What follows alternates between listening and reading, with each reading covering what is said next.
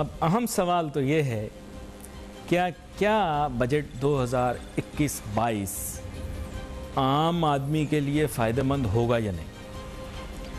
आम आदमी के लिए बजट तब फ़ायदेमंद होगा जब वो उसको कोई रोज़गार का, जो आप कहें कि कोई मौका फराहम करेगा, या फिर महंगाई के अंदर उसे कमी देखने को मिलेगी। मेरा ऐसा अंदाज़ा है, हर एक की अपनी सोच होगी। तो इन दो चीज़ों को एड्रेस करने के लिए क्या चीज़ें बजट में मौजूद हैं? फिर आपको पता होगा कि हर कोई बजट की तारीफ़ कर रहा है, हम देख रहे हैं। तो मईशत दान की अक्सरियत भी जो है, जो मईशत दान है उनकी अक्सरियत भी जो है वो भी तारीफ़ें कर रही है, साहब बजट बहुत अच्छा है, वाह वाह वाह, कमाल कर दिया। सियासतदान है हमारे, उसमें जो अपोजिशन में हैं उनके अलावा हर आदमी तारीफ़ कर रहा है बजट बहुत अच्छा हो। अच्छा जी, ताजिर सनतकारों को प्रोग्राम में बुलाया, वो पहले 2-3 दिन में एक ही बात कहते हैं, जब तक बजट की कोई, जैसे आप कहें कि कोई ऐसी चीज़ सामने ना आए जो उनके कारोबार को बराह रास्त मुतासिर करती हो, हमेशा वो एक ही बयान देते हैं कि बजट मुनासिब आया है। तो बजट क्या वाकई में मुनासिब आया है?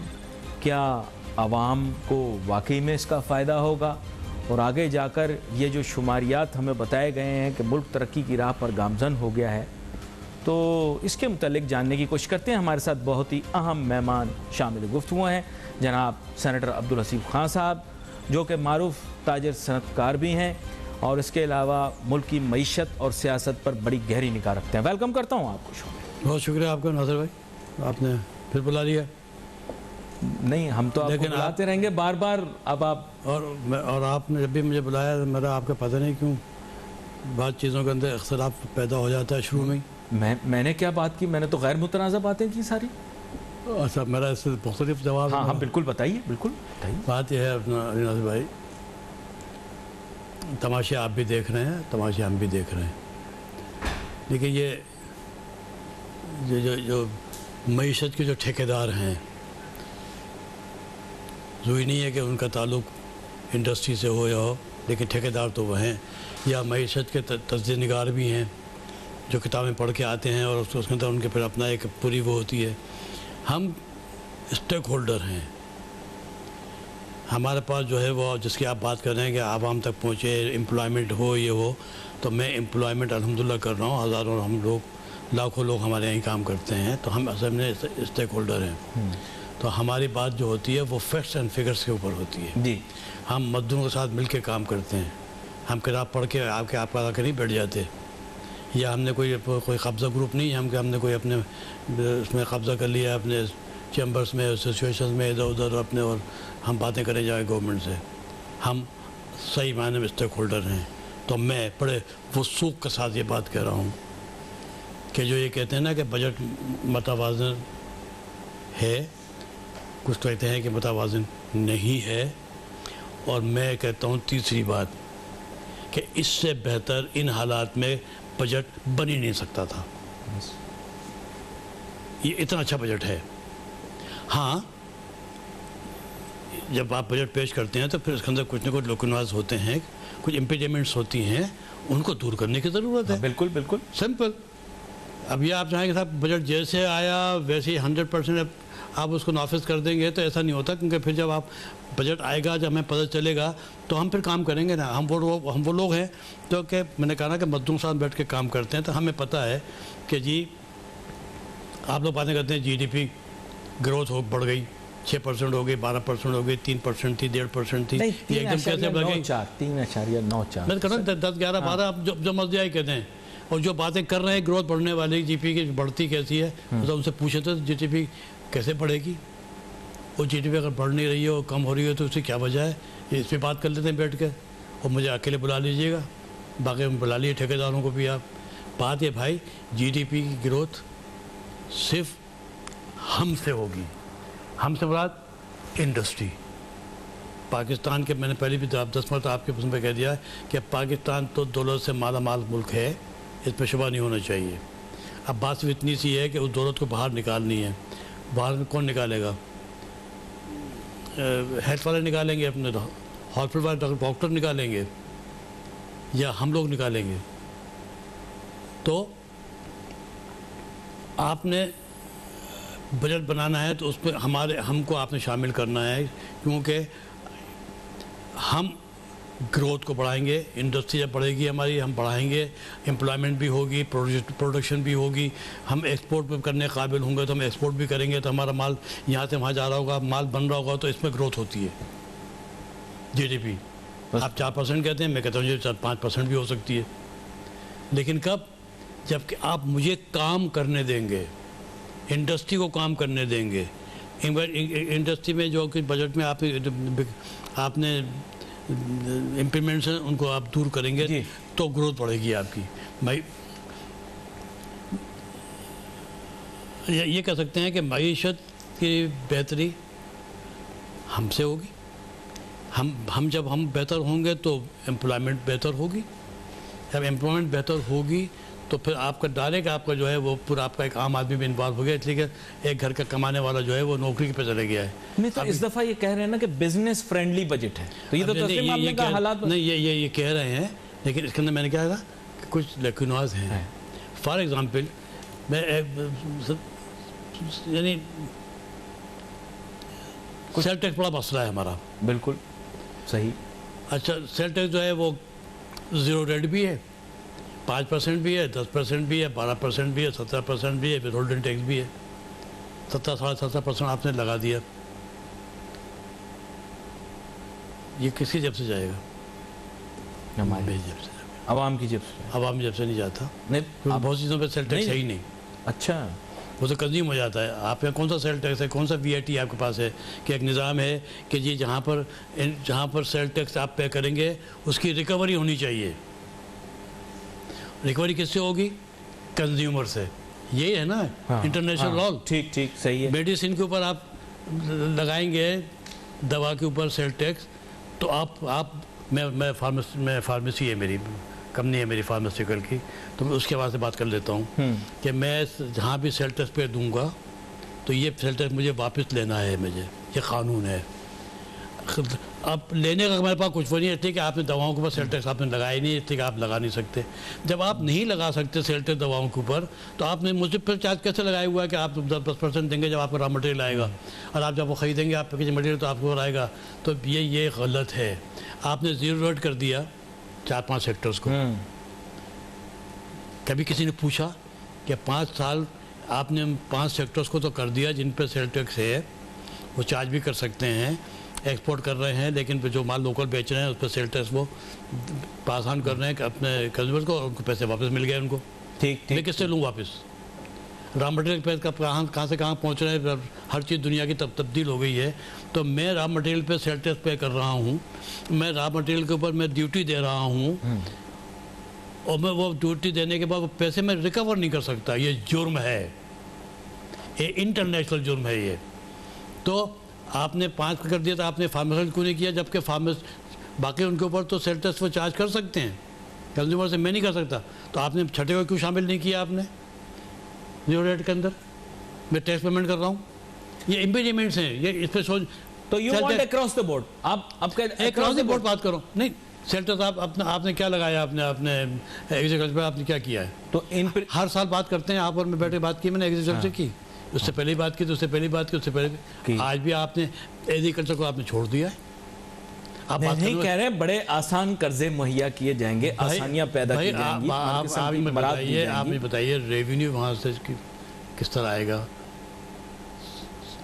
ये तो जागीरदार जमींदार से, वो तो नो गो एरिया है ना, तो agriculture income tax no go area है। तो फिर आप जो है वो सेल टैक्स आप मुझ पर तो चार्ज कर रहे हो, भाई तब टैक्स भी मुझ पर लगा रहे हो, और जो मुझसे वो रिकवर भी नहीं हो रही है मेरी, क्योंकि वो दबाने के आप प्राइस आप कंट्रोल नहीं कर सकते। मैं तब प्राइस बढ़ा दूंगा तो आप फ़ौरन शोर मचाओगे, टीवी वाले चीखें लगेंगे, वो तो हम शोर मचाते करेंगे। और ये पता नहीं है कि फैक्ट्री बंद हो रही हैं। अभी भी 8-10 फैक्ट्री अभी बिकने पे मार्केट में आई हुई हैं, आप भी नाम सुनेंगे, मैं बात की जरूरत नहीं है। लेकिन अगर आपने इस तरह फैक्ट्री बंद करनी है तो ग्रोथ आपकी फिर और नीचे चली जाएगी, अनएम्प्लॉयमेंट फिर हो जाएगी, और फिर आपका उसका बजट जो है वो आवाम दोस्त बजट है, तो फिर झूठ बोल रहे हो। एक छोटी सी ब्रेक लेते हैं। आवाम दोस्त बजट जब होगा जबकि मैं कमाऊंगा, और मैं कमा रहा हूँ तो मेरा मजदूर भी कमा रहा होगा, और जब वो कमा रहा हो तो उसका जब घर जाके पैसे लेके जाएगा, जब वो सब्ज़ी खरीदेगा ना, वो बड़ी अहम बात आपने की है। यहाँ पर एक छोटी सी ब्रेक लेते हैं, ब्रेक के बाद वापस आते हैं, अपनी गुफ्तगू जारी रखें।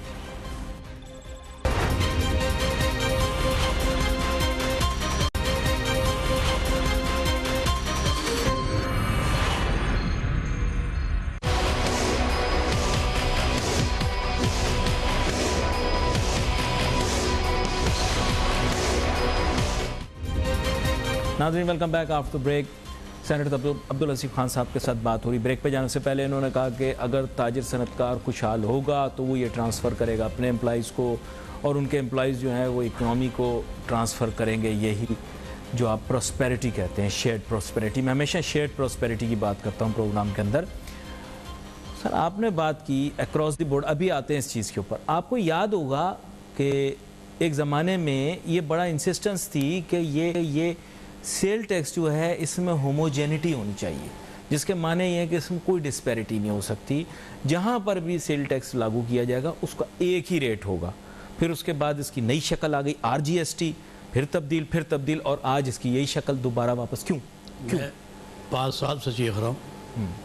सेनेट के अंदर भी मैं चीखता रहा। मैंने 6 बजट बनाए मैंने सेनेट में भी, और मैं यही कहता रहा कि भाई ये आपने ये 5%, 10%, 15%, 15%, 17% सबके रेट या सब ख़त्म कर दो। अल्लाह के वास्ते 5% लगा दो sale tax on all items, no exceptions. क्यों नहीं करते? रेवेन्यू आपका ज़्यादा आ जाएगा, लेकिन हर चीज़ फिर कैलकुलेट होगी जाए ना। दूसरा, हर इनकम के ऊपर आपका इनकम टैक्स होना चाहिए। आपने एक छूट दी हुई है, 5 लाख 10 लाख दी हुई है, उसके ऊपर जो कमाई है उस पर आप टैक्स दे दो। और अगर कमाई कम है आपके 10 लाख से, आप फॉर एग्जाम्पल अगर छूट आपको 10 लाख है, 9 लाख हुई है तो आप तो नहीं है, लेकिन आपने रिटर्न सबमिट करना पड़ेगा आपको। हम ये भी करने के काबिल नहीं है कि भाई रिटर्न सबमिट कर दें ज़ीरो, इसलिए कि 10 लाख आपकी आमदनी हुई थी, आपने उसमें 9 लाख की आमदनी हुई थी इनकम उसमें, और आपका छूट जो दी है 10 लाख पे दी हुई है, लिहाजा आप पे लागू नहीं होता, आप ज़ीरो करके भेज दीजिए, ख़त्म बात। आप ये भी नहीं कर रहे ना, आप सेल टैक्स को अपना जो है वो 5% पे लेके आ जा रहे हैं भाई अक्रॉस द बोर्ड, और ना आप जो है वो हर इनकम पे कर रहे हैं। ज़मींदारों के इतना बड़ा आपका एग्रीकल्चर है, आपको पता ही नहीं है कि उनकी इनकम नहीं होती बेचारे गरीबों की। कोई नहीं, उनकी इनकम होती है, लेकिन वो कलेक्ट करना बड़ा मुश्किल है। टेक्निकल पॉइंट, इसलिए इतने कोई टेक्निकल पॉइंट नहीं है, इसलिए कि करने वाले खुद ही कानून बना रहे हो, वहाँ बैठे हुए हों, तो वो कैसे आप लागू करेंगे? ये कह दो ना डायरेक्ट बात, कि जब आप असेंबलियों में वहाँ बैठे हुए होंगे तो वो कैसे लागू करेंगे कि आप जो है उनके ऊपर इनकम टैक्स लगा दें। आपको इनकम टैक्स पूरे मुल्क में हर इनकम के ऊपर व्हाट्सएवर, इसमें कोई एक्सेप्शन नहीं है, लगना पड़ेगा। 5% आप सेल टैक्स कर दीजिए, ये कुछ नहीं कर रहे। तनख्वाह बढ़ा दी, 17,500 से 25,000 कर दिए, कल संडे कर दिए 25,000 रुपये। हाँ, कर दिए। फैक्ट्री बंद हो रही है। मैं मरीजों में मेरे पास 1000 वो हैं मजदूर, मैं कैलकुलेट करूँगा 17,500 जितना मैं अफोर्ड कर सकता हूँ, 150 मैं निकाल देता हूँ लेबर अपने 150, मैं 17,500 पे 18,500 पे काम कर लूँगा, या फिर फैक्ट्री बंद कर दूँ मैं अपने 25,000 रुपये आपको दे के, और अपने एक एम्प्लॉय भी नहीं निकालूँ मैं। नहीं, ये तो सारा मीडिया कह रहा है बड़ा खुशाइन दिखता हूँ मैं, सबसे बेहतरीन। 25,000 की बात कर रहे हैं नहीं, वो तो आप ट्रैक नहीं करिए, मैं 25,000 की बात कर रहा हूँ। मिनिमम आपने 17,500 से एकदम आपने चले गए 25,000 पे, और मैं फैक्ट्री किस तरह चला रहा हूँ ये मैं जानता हूँ, वो सब मुझे कोई पूछने नहीं आ रहा है। तो ये पैसे मैं कहाँ से लेके आऊँगा? 17,500 और 25 का डिफरेंस कहाँ से लेके आऊँगा? एक तरीका होता है, जो आपका इन्फ्लेशन है उतना बढ़ा दीजिए। अगर आपका इन्फ्लेशन 10% है, 10% बढ़ा दिए, 17,500 के 10%, 12% है, 12% बढ़ा दीजिए। एकदम 17,500 के 25,000 बढ़ा दिए, और हमसे पूछ भी नहीं रहे। तो मैंने कहा मेरे पास तो आसान है ना, मैं तो बता के जा रहा हूँ आपको, मेरा बहुत आसान है। कैलकुलेटर मेरे पास कैलकुलेटर है, जितना डिफरेंस है 150 आदमी निकाल दो, फिर 150 फैमिली मैंने निकाल दिया एक रात में, और मैंने गवर्नमेंट की बात भी माननी, 25,000 अपना दे रहा हूँ बाकी लोगों को। तो भाई कास्ट ऑफ डूइंग बिजनेस की बात भी कर रहे हैं, और साथ में ये 25,000 उसमें कास्ट ऑफ डूइंग बिजनेस में नहीं आएंगी, ये कहाँ जाएंगी? तो आप लोगों को ऑनबोर्ड नहीं लिया गया किसी ताजिर सनतकार? तो अचानक सुना है हमने 25,000 हो गया आपसे तकरीर के अंदर, और आप लोगों की बातचीत सुन रहे थे, उसमें कहा था कि 25,000। पॉपुलर स्टेप्स कहलाते हैं सर, मकबूल हो जाती है इससे एकदम हुकूमत। गरीब आदमी का दिल जीत लिया। आप देखिए, गरीब आदमी का दिल जीत लिया, गरीब लोगों के चेहरे पे कहते हैं मुस्कुराहट आ गई, ये बड़ा कमाल कर दिया। सरकारी मुलाजमीन की तनख्वाहें भी बढ़ा दी, आप देखें। सर देखें ना, ये आवाम दोस्त बजट होगा ना, तो उसमें तो आ जाता है ये। हाँ, तो आप हमें जो है वो कहीं जाकर दफन कर दें हमें। नहीं, ये ऐसे नहीं। भाई ये इंडस्ट्री को ये आप मकसद दफन नहीं कर, देंगे। आप इंडस्ट्री को दफन कर देंगे तो आपकी मैशत बेहतर नहीं हो सकती। वो कह रहे हैं कि ये इसी छोटे से नुक्ते साइंस पर- अच्छा एक बात छोड़ो यार, ये आपके पब्लिक सेक्टर्स हैं ये स्टील मिल और PIE हो, हाँ, ये हाँ, सब चीज़ें, बिल्कुल बिल्कुल ये काम गवर्नमेंट का चलाने का? नहीं है। गवर्नमेंट काम तो एडमिनिस्ट्रेशन है, हाँ, सही कह रहे कानून नाफिज करने वाली बात है। अब तक क्यों आप अपने और आप पेमेंट कर रहे हैं उनको, उनके नुकसान जो आप पूरा करते हो? क्या स्टील मिल हो, हैं। क्या उनकी निष्कारी हो नहीं पा रही क्या ना। 8% पे तो काम कर रही हो, प्रोडक्शन 8% पे हो रही हो, 10% पे हो रही हो, 90 की बात नहीं कर रहा हूँ, 15% पे हो रही हो, आप चलाओगे, और जो उसका नुकसान होगा साल का 2 अरब 2.5 अरब 5 अरब, वो आप जो है उनको पे कर दोगे। ये 5 अरब रुपये कहाँ से आए? मैंने दिए थे वो, जो जाने जाए थे गरीब की रोटी के लिए। फिर जहाँ क्या पर- करें, निजकारी करते हैं तो कहते हैं घर का जेवर बेच रहे हैं। नहीं नहीं नहीं बोल रहे हैं किसको- घर का नहीं, जेवर नहीं, बेच रहे हैं। नहीं, आप उसको कोई बाहर अपना इसराइल को तो बेचो के नहीं कर रहा हूँ मैं, आप तो अपना उसको पब्लिक कर दीजिए।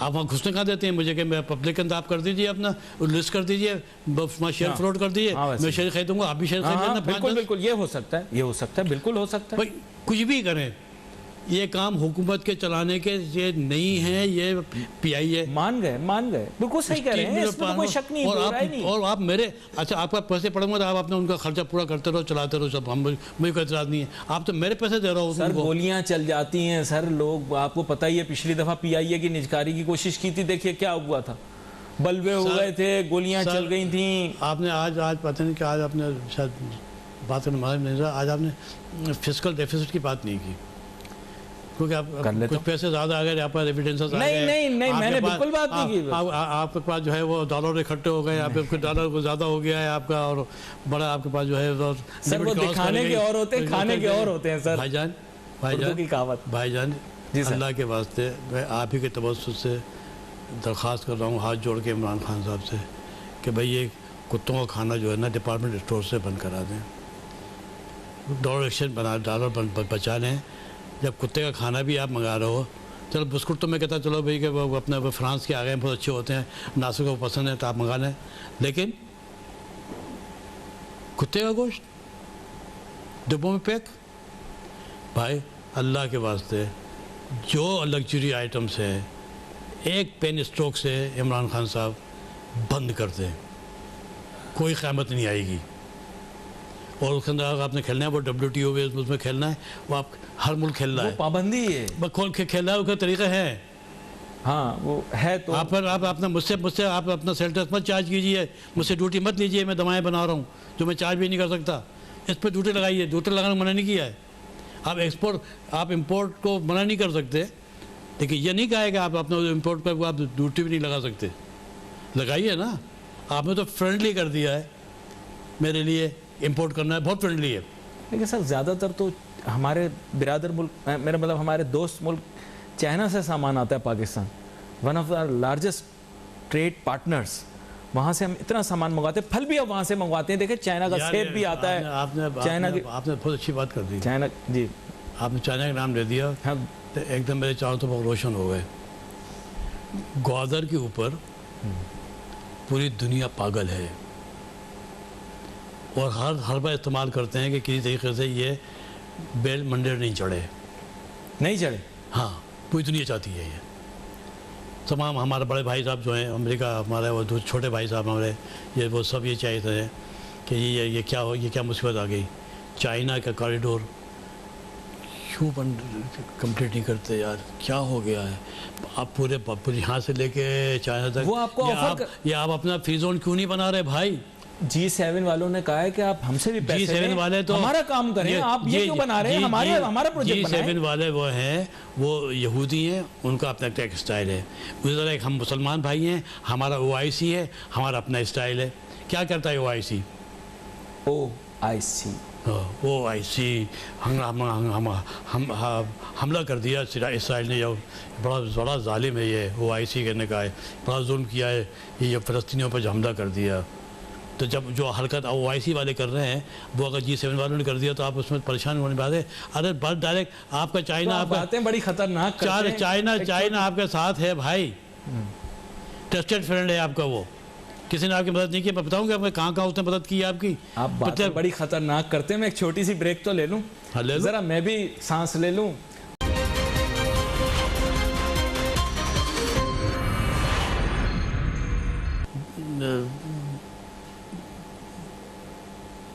सही है, करोड़ों बच्चे 2.8 करोड़ के बच्चे जो हैं अपना, ये अगर स्कूल नहीं जा रहे हैं नहीं जा रहे तो सोचना पड़ेगा। अगर अस्पतालों में दवा नहीं है, अस्पताल जो है वो मरीज़ और वहाँ पर जो है वो मर रहा है, पूरे पाकिस्तान में चले जाइए। मेरा ताल्लुक़ ही मेडिकल उससे है, हॉस्पिटल से। जी जी। मैं पूरे पाकिस्तान के साथ में भी जानता हूँ, गांव देहात के भी जानता हूँ, और पूरे पाकिस्तान के, क्या है वो पेशावर का इलाका हो, क्या लाहौर का हो, राइट, क्या थाना बुल्ला खां का हो, सब अलग। हेल्थ एजुकेशन के ऊपर जो चल आ रहा था आज भी वही है। नहीं पेशरफ नहीं हुई। क्या बात कर रहे हैं आप?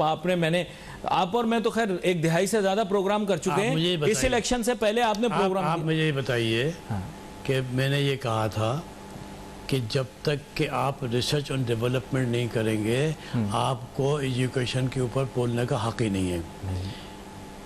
और आपके पाकिस्तान के अंदर पूरी रूप में आपके तवज्जो से डायरेक्ट बात कर रहा हूँ आपसे, पूरे पाकिस्तान में एक भी लेबोरेटरी नहीं है जो WHO सर्टिफाइड हो किसी यूनिवर्सिटी में भी। और मैंने उस पर काम करके मैं आज भी अभी बता भी देता हूँ मैं आपको। एक यूनिवर्सिटी के साथ मैंने काम किया कि आपको करना चाहिए। देखिए ये जुर्म है, आपकी यूनिवर्सिटी बंद होनी चाहिए जहाँ पर R&D नहीं हो रही हो। यार एग्रीकल्चर के ऊपर आपका पड़ोसी मुल्क जो है वो उसके 8 टाइम्स जो है उसकी आपकी जो है वो इसकी ईल्ड बढ़ गई है। आप अभी वहीं पढ़े हुए हैं, इसलिए पढ़े हुए हैं कि आपका एग्रीकल्चर यूनिवर्सिटीज़ के अंदर रिसर्च कितनी की है आपने क्रॉप के ऊपर अपने? मुझे नहीं लगता, पता नहीं, लेकिन कह रहे हैं। और सारे जितनी फैकल्टीज हैं, तमाम यूनिवर्सिटी की फैकल्टीज जो होती हैं वो सब PhDs होती हैं। नहीं वो केले के पत्तों से जीन्स बना रहे हैं सर, पता नहीं और क्या क्या किस चीजों से जीन्स बना रहे हैं सर। अभी कॉटन आपकी कम हुई थी, फिर आपको कॉटन को वहाँ से इम्पोर्ट करनी पड़ी आपको, और आपने कॉटन के अपने जो है खेत बन आपने जो जहाँ उगती थी वहाँ पर आपने गन्ना बो दिया, इसलिए गन्ना जल्दी बिक जाता है, साल में 2 मरतबा होता है वो। आपने कॉटन की क्रॉप को ख़त्म कर दिया, गन्ना लगा दिया आपने। तो भाई प्लानिंग कर लो, खुद बात है। एग्रीकल्चर के ऊपर भी जो आपने बात छेड़ दी है। हाँ। तो दिखा रहे हैं, कह रहे फलों के छिलकों से जीन्स बनाएंगे। लेकिन भाई ना हुकूमत करेगी, ना जमींदार करेगा, ना लेजर करेगा, ना किसान करेगा। ये काम जो होता है वो रिसर्चर का होता है कि भैया एक मन में बजाय 8 मन निकालो, लेकिन आपको ये करना पड़ेगा और ये करना पड़ेगा, जैसे इंडिया ने किया है। और रिसर्च यूनिवर्सिटी का लटकाते क्यों नहीं वाइस चांसलर को कि उसके यहाँ PhDs हैं सारी यूनिवर्सिटी। मैं फिर कह रहा हूँ, मैं इमरान खान से कह रहा हूँ डायरेक्ट आपके तवज्जो से, इमरान खान साहब R&D पे तवज्जो दीजिए, क्योंकि R&D के बगैर हम बाहर की दुनिया में नहीं जा सकते। आम भेजते हैं आप, आमों के लिए भी आपको R&D चाहिए कि जी जो आम के ऊपर जो घुंडी लगी होती है उसको किस तरह ट्रीट करें कि जापानी आम खरीद ले। पहले खरीदता था, अब तो खरीदना बंद कर दिया। क्यों? क्या वो आम की जो घुंडी है उसको आप ट्रीट नहीं कर रहे। हाँ, ट्रीट नहीं कर। और वो आप एक कमरे में कर सकते, आपके लिए एक बड़ा कमरा चाहिए, 12 बाई 12 कमरे में आप कर सकते हैं मशीन लगा के। तो भैया रिसर्च एंड डेवलपमेंट के लिए मैं फिर कह रहा हूँ आपसे, आज की तारीख सबसे बड़ी बात जो आपने की है कि अगर इस पर भी आप कामयाब हो गए तो मुल्क तरक्की कर जाएगा। आपके मुल्क में आज तक WHO सर्टिफाइड नहीं है लेबोरेटरी, तो फिर मैं बाहर की दुनिया में कैसे करूँ, बाहर जाके मुकाबला करूँ, मैं बाहर जाके कैसे अपनी एक्सपोर्ट बढ़ाऊँ? तो आपको थोड़ी सी ग्राउंड रियलिटीज़ के ऊपर भी काम करने की ज़रूरत है, ज़मीन हमवार करने की ज़रूरत है। अगर दरख्त है आपका तो उसके अंदर कीड़ा गया तो कीड़ा निकालने की ज़रूरत है, तो फिर आपकी एजुकेशन आपकी बेहतर हो जाएगी। एक और सवाल, मल्टीनेशनल कंपनियां पाकिस्तान में आनी चाहिए या नहीं? पैसा आना चाहिए बाहर से कि नहीं आना? नहीं। और अगर हमें 100 कह रहे हैं, अब पहले 100 अरब डॉलर की जरूरत थी, लेते हैं ना, केवल ये तय कर लेना पहले कि मल्टीनेशनल कंपनियां हैं जो हमारे यहाँ थी वो बंद करके जा रही हैं। चली गई वही तो फिर वो चली गई ना, चली गई। तो आपका सवाल तो भैया गलत ही हो गया ना कि बाहर से मल्टीनेशनल को आना चाहिए नहीं आना चाहिए। अरे भाई यहाँ जो कायम थी वो जा रही हैं, वो इसलिए जा रही हैं कि वो रेड फिगर के अंदर वहाँ पर कंपनी बर्दाश्त नहीं करती, कोई कहते हैं अब तक अपना दस्तरखान बंद करो और वापस आ जाओ। उनको ये रेट बात है फिगर- ना, ये आप बताएं ना, ये बड़ी आम बात है ना। ROI चाहिए, रिटर्न ऑन इन्वेस्टमेंट चाहिए। बता तो रहा हूँ ना, 0.1% रेट फिगर आएगी तो एमडी साहब को तो बुलाएंगे, पूरा सेटअप करके वापस बुला लेंगे अपने मुल्क के अंदर, और चले गए, चले आपने बेच के चले गए, बहुत से चले लोग, गए, असासे बेच के वो चले गए। चले गए। अच्छा, हम इसलिए जिंदा हैं कि हम जिंदा रहने की कोशिश कर रहे हैं। नहीं, वो फिल्म ही और है। आप वो किसी दिन आपके साथ बैठेंगे, क्योंकि उसमें जो मल्टीनेशनल आपकी फील्ड में है उसकी वजह कुछ और है। वो आपने एक दफ़ा मुख्तसरन इशारतन हमें बताया था, लेकिन यह है कि अब हम अगली दफ़ा उसकी तफसील भी लेंगे आपसे। डायरेक्ट ओपन बात करेंगे। हाँ बिल्कुल, उसमें क्योंकि बड़ी खुल के बात की गई थी। यार एक बात मैं भूल गया था उस वक्त, आपका जो बात कर रहे थे ना ग्वादर वाली बात में, मैं ये चाह रहा था कि अपना जहाँ मैंने कहा कि भाई आपने ग्वादर के आपने ये पूरा जी वो कीजिए, मैंने ये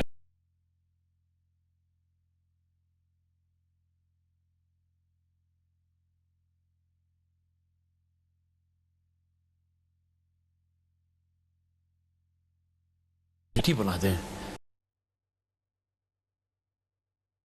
जाएगा। और क्यों ये बात मैं क्यों कह रहा हूँ, इतनी कह रहा हूँ कि जब आप ग्वादर को ग्वादर सिटी बनाएंगे तो आपको फिर पूरे बलूचिस्तान की बात करनी पड़ेगी। और बलूचिस्तान की बात करने के लिए मैं खाली एक ही बात कर रहा हूँ आपको, कि वहाँ पर आपने कोई बहुत बड़े बड़े काम नहीं करने हैं। बलूचिस्तान की अपनी एक डायनेमिक्स हैं, वहाँ पर अपनी वो तमाम चीज़ें हैं। हमारा जो है वो इंडस्ट्री वहाँ नहीं लग रही है, इसलिए कि वहाँ पर लॉ एंड ऑर्डर का सब है ना जी। तो उसका बहुत आसान तरकीब बता रहा हूँ आपके तवज्जुह से, कि बलूचिस्तान की महरूमियाँ दूर कर दें तो आपका ग्वादर जो है वो सिटी बन जाएगा। उनकी लंबी चौड़ी, इनकी लंबी चौड़ी बलोचियों की, बलूचिस्तान की लंबी चौड़ी कोई बात ही नहीं है, कोई प्रॉब्लम ही नहीं है। उनके सब प्रॉब्लम सिर्फ एक है कि उनकी महरूमियाँ दूर कर दो। क्या हम ये भी नहीं कर सकते क्या? ये बड़ी अहम बात आपने की है और अच्छी गुफ्तगू रही है आज पे। और ख़ास तौर पे ये जो आपने जिसे आप कहेंगे एंडिंग में जो नोट दिया है, मेरे ख्याल से इसको बहुत ज़्यादा हुकूमत को अहमियत देनी चाहिए और जल्द से जल्द हमें कोशिश करनी चाहिए कि पाकिस्तान के हर शहरी की महरूमियाँ दूर की जाएँ। और एक रोड मैप जो कि आज डिस्कस हुआ है, मेरे ख्याल से सोल्यूशन बेस्ड प्रोग्राम्स करने चाहिए। सेनेटर अब्दुल लतीफ़ खान साहब को बुलाते भी इसीलिए हैं ताकि जो है वो सोल्यूशन बेस्ड प्रोग्राम हो। नाज़रीन, we wait for message on Facebook. Ali Nasir हमारी टीम को इजाज़त दीजिए। अल्लाह हाफ़िज़।